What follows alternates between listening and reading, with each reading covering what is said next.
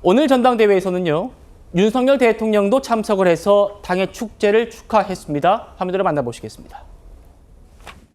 기로 당원이신 대통령께서 입장하고 계십니다. 윤석열 연호해 주시기 바랍니다. 윤석열 어서 오십시오. 네, 많은 대의원들의 자, 이제 한동훈 후보를 만나고요. 윤상현 후보, 그다음에 나경원 후보, 원희룡 후보를 지나 이 전당대회가 단결과 통합의 새 역사를 여는 자리로 기록될 것이라고 저는 믿습니다.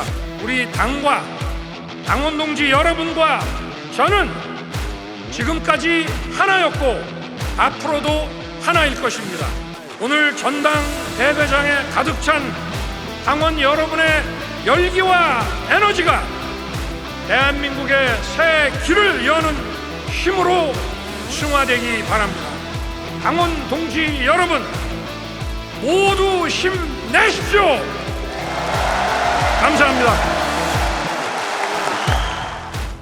네, 대통령은 오늘 장내에 입장하면서 참석자들과 또 일일이 악수를 나눴고요. 또 맨 앞줄에서 앉아있는 후보들과도 가볍게 악수를 나누면서 또 뭐 특정 후보와 말을 나누거나 하는 그런 모습은 없었습니다. 지금 보시는 게 한동훈 대표와 윤석열 대통령의 악수 장면인데요. 한동훈 대표가 목례를 한 뒤에 대통령 이 지나간 그 장면, 그 곳을 바라보는 그런 모습도 좀 인상적이긴 했습니다. 강석필 부위원장님. 네. 지난해에는 대통령이 전당대회에서 어퍼컷 세리머니도 했었고 그렇게 또 역동적인 모습 보였는데 오늘은 좀 차분한 분위기였습니다. 네. 대통령께서 최근에 마지막으로 하신 어퍼컷 세리머니, 그러니까 연찬회였죠. 그때도 분위기 상당히 안 좋았습니다. 그 이후로도 대통령 지금 지지율이 썩 그리 좋지가 않고 또 이번 전당대회 과정에서 사실 명확히 드러난 건 아니지만 사실 많은 분들이 대통령이 한동훈 후보보다는 다른 후보를 원하고 있다라는 분위기가 있었기 때문에 대통령으로서는 상당히 불편한 자리고 막 썩 그렇게 유쾌하진 않았을 수가 있겠습니다. 그렇기 때문에 대통령께서도 뭐 어퍼컷 세리머니까지 할 그 정도 기분은 아니셨던 것 같은데 그럼에도 불구하고 이제 대통령도 많이 느끼셨을 거라고 생각을 해요. 당신과 민심. 그래서 한동훈 후보에 대해서 본인께서도 이제 좀 더 협력하는 마음을 저는 고쳐 먹었을 거라고 생각을 하고요. 예. 당 대표와 이제 대통령과의 협력이 잘 되기를 기대합니다. 예. 구재랑 변호사님. 네. 송 본부장님께서 오늘 한동훈 대표가 압도적으로 당선된 것에 대해서 용산이 조금 돌이켜봐야 될 부분이 있다라고 말씀을 주셨는데 그래서인지 대통령이 불참할 수도 있다라는 뭐 그런 얘기들도 나왔는데 결과적으로는 참석을 해서 이렇게 또 축사까지 하고 후보들과 또 일일이 악수도 나누고 또 뒤에 다루겠습니다만 새 지도부를 또 벌써 식사 초대하겠다라는 그런 계획까지 세우고 있는 것 같습니다. 어떻게 보셨어요? 그렇죠. 당을 위해서는 굉장히 당연한 수순이다 이렇게 생각을 하고 당연히 그래야죠. 그거에 대해서 다른 생각을 갖고 있는 것이 그것이 배신이다 뭐 이런 얘기들도 이제 후보들 사이에서 했었거든요. 예. 오늘 그 어퍼컷 세리머니에 대해서도 그런 생각이 들었어요. 정말 저번 전당대회가 전당대회로 당대표를 뽑는 자리임에도 불구하고 주인공이 윤석열 대통령이었구나. 지난 전당대회는 정말 누가 보기에도 윤석열 대통령에게 오롯이 포커스가 모여 있었는데 예. 이번에 이제 당대표를 뽑는 선거에 윤석열 대통령이 1호 당원으로서의 역할을 하신 게 그만큼 당신과 민심이 이제 이렇게 포커스가 넘어가는 것을 본인께서도 이제 인지하신 게 아닐까 이런 생각을 했었거든요. 그렇군요. 작년 전당대회는 김기현 대표와 대통령의 그런 동조화가 굉장히 강했던 그렇죠. 그런 전당대회였는데 지금은 다른 성격이었다. 그렇죠. 그 동조화가 그냥 기운으로 모두가 다 느낄 정도였기 때문에 대통령이 주인공이고 그 주인공이 원하는 사람이 대표가 되는 것이 너무 당연한 느낌이었거든요. 예. 그래서 지난 전당대회는 사실 대통령께서 주인공이었기 때문에 어퍼컷 세리머니하고 이렇게 환호성이 터지는 게 너무 자연스러웠어요. 근데 예. 이번에는 사실 그런 분위기가 아니셨고 본인께서도 느끼셨다 이런 생각이 들었거든요. 그래서 이번에야말로 이 민심과 당심이 일치하는 것 그리고 여태까지 나왔던 정치권의 책임 공방에 대해서 당원과 민심이 모두 이제 판가름을 내셨기 때문에 그거에 대해서는 당정 모두 그것을 기준으로 해서 우리가 어떻게 해야 될 것인가를 받아들여야 될 것이고, 그거는 뭐 다른 게 있을 수가 없어요. 결국은 성공한 대통령 만들고 정권 재창출로 가야 되는데, 여기에서는 누구도 다른 스텝을 밟을 수 없거든요. 신속하게 만나셔야 되고, 그래서 한동훈 캠프에서도 당선 축하 연락 오기 전에 한동훈 후보께서 직접 개인 전화로라도 먼저 연락드리고 예. 찾아뵙겠습니다라고 인사를 먼저 드리는 게 어떠냐, 이런 아이디어들도 나온 걸로 알고 있거든요. 굉장히 그런 관계 회복이 가속화될 것으로 생각을 합니다. 그렇군요.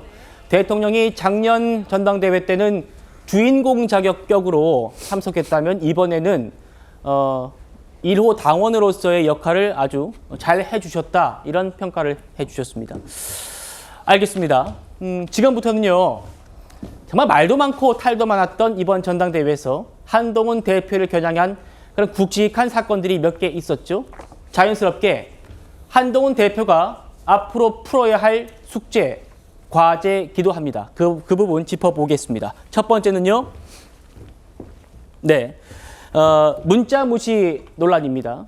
이 문제는 선거 전 초반부터 가장 먼저 불거진 그런 의혹이었는데, 총선 국면이던 올해 1월에 김건희 여사가 당시 한동훈 위원장한테 본인 의혹에 대해서 사과하고 싶다라는 그런 문자 메시지를 5번이나 보냈는데, 한동훈 위원장이 일절 답을 하지 않았다라는 겁니다. 다시 한번 들어보시죠.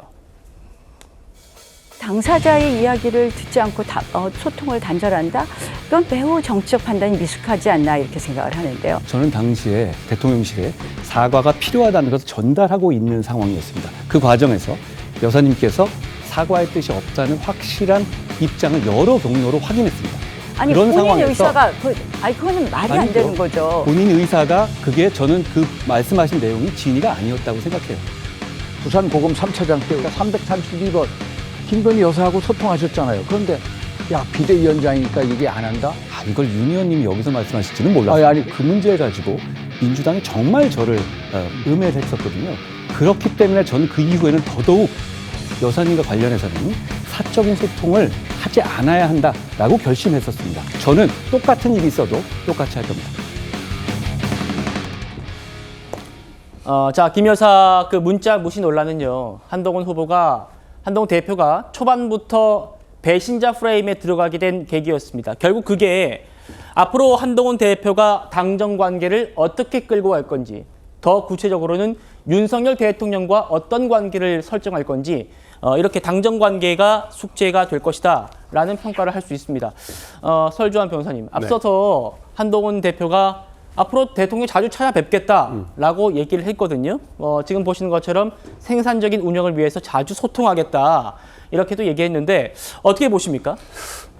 전반기, 국정 전반기까지 윤석열 대통령의 임기 전반기까지는 어찌 보면 대통령실이 더 주가 됐던 것은 사실입니다. 국민의힘이 기존의 총선에서 참패의 원인 중에 하나가 용산의 어떤 종속적 관계를 가지고 있는 거 아니냐. 예. 당정 관계가 너무 수직적이다라는 어떠한 이런 비판. 그로 인해서 지난 강서구청장 보궐선거로 이후 그 다음에 총선까지도 대패를 하지 않았겠습니까? 이제는 국정 이제 중반기를 넘어가고 이제 후반기를 곧 다가올 텐데, 이제는 국민의힘이라는 당이 더 중심이 돼야 됩니다. 네. 용산, 그 다음에 그러니까 대통령실이 국민의힘을 뒷받침하는 것이 더 중요하지. 지금까지와 같이 용산에서 어떤 당에 대해서 지시를 한다거나 당에 어떤 관여를 한다거나 당무 개입으로 오해받을 만한 일들을 한다는 것은 앞으로는 절대 있어서도 안 되고, 그로 인해서 어떤 당정 관계에 파열음을 내는 원인은, 그 책임은 분명히 용산이 가져갈 것입니다. 그렇다고 한다면 이제부터 저는 한동훈 대표가 들어옴으로써 이제는 보수 정당에서의 세대 교체가 일어났다고 생각을 합니다. 기존에 원희룡, 나경원 정말 20년 이상 정치를 해오시던 분들과 같이 붙어서 어떤 새로운 그러니까 책임당원들은 새로운 사람을 원하고 있다는 거예요. 저는 그렇기 때문에 이제는 용산에서도 이제는 정부가 오히려 당에 후원을 하는, 그리고 당이 어떻게 하자는 거, 그리고 아까 한동훈 그 대표의 수락연설 중에서 가장 많이 나왔던 것 중에 하나가 국민의 눈높이에 맞게끔 하겠다는 거예요. 네. 그건 곧 민심에 따르겠다는 것이거든요. 지금까지 대통령실은 민심에 이반되는 경우가 너무 많았습니다. 그 민심을 제대로 파악하지 못하고 받아들이지 못한 경우가 너무 많았기 때문에 앞으로는 당이 민심을 쫓아가는데 저는 정부도 거기에 쫓아가야 된다고 봅니다. 자, 설 변호사님께서 말씀하신 그 수락연설 다시 한번 들어보겠습니다. 건강하고 생산적인 당정 관계와 합리적인 토론을 통해서 민심을 정확히 파악하고 그때그때 때를 놓치지 말고 반응합시다. 그래서 민심의 파도에 우리가 올라탑시다. 미래를 위해서 더 유능해집시다. 사실 국민들과 당원 동지 여러분들이 함께 세운 우리 윤석열 정부는 이미 유능합니다. 그 점에 있어서 우리는 자부심을 가져도 됩니다. 우리는 무너져버린 한미 가치 동맹을 복원하고 한미 핵 동맹으로까지 발전시켰습니다. 무너져버린 원전 산업을 재건해서 수십조 원 체코 원전 건설을 수주했습니다. 국민들께서 이런 대단한 성과들에도 불구하고 우리들에 대해서 더 마음 주지 않는 이유는 우리가 덜 경청하고 덜 설명하고 덜 설득했기 때문입니다. 더 경청하고 더 설명하고 더 설득하겠습니다.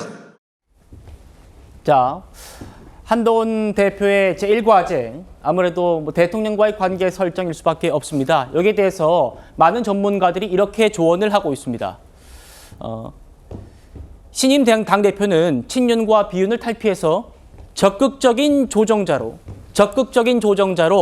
윤석열 정부가 성공할 수 있도록 해야 한다라면서요. 앞으로도 당이 대통령 임기 후반 지지율을 견인해야 하는 상황이 될 거다, 이렇게 지금 얘기하고 있는데요. 송 본부장님, 저는 이 적극적 조정자라는 표현에 좀 집중을 하고 싶어요. 그러니까 이번 문자 논란도 사실 한동훈 대표가 당시에 좀 적극적으로 뭔가 여사의 사과를 끌어냈으면 어땠을까 하는 게 포인트였잖아요. 그렇죠. 그러니까 이 적극적인 조정 앞으로는 어떻게 될 것 같습니까? 이제 그 한동훈 체제는 지금 상당히 어떤 압도적인 지지를 받고 들어갔기 때문에 한동훈 대표의 목소리가 상당히 커질 걸로 저는 보거든요. 그리고 본인이 적극적 조정자 역할을 하지 않을 수가 없는 것이 외부 환경이 지금 당정 관계가 비틀어지는 것을 절대 용납하지 않는 외부 환경이에요. 이재명 전 대표를 비롯해서 지금 뭐 특검 정국, 그다음에 탄핵, 청원 청문회까지 하고 있지 않습니까? 이 상황에서 여당 대표가 적극적인 조정자 역할을 하지 않고 어떤 견제자 역할만 한다고 하면은 공멸을 하게 되는 거죠. 그리고 특히 지금 전당대회 과정에서 여러 가지 불리한 이슈를 민주당이 막 던졌거든요. 네. 뭐 댓글팀 운영이나 아니면은 영부인의 뭐 당무 개입, 이런 것도 지금 다 문제를 삼고 있지 않습니까? 그것뿐이 아니고 한동훈 후보 시절에 이야기했던 공천 지소 정탁 문제, 이런 것도 전부 다 부담이 되고 있는 거예요. 지금은 여건에 부담이 되고 있기 때문에 오히려 이제 그 한동훈 신임 대표가 결자 해지 차원에서 스스로 정당대회 과정에서 던졌던 것을 비롯해서 모든 걸 좀 포괄적으로 해서 풀어나가는데 앞장을 서지 않으면 안 되는 그런 외부 환경이 저는 있다고 봅니다. 알겠습니다. 외부에서 있었던 어떤 감정적인 갈등이나 이것을 압도하는 외부 환경이 있기 때문에 그 조정자 역할을 할 수밖에 없는 거죠. 알겠습니다.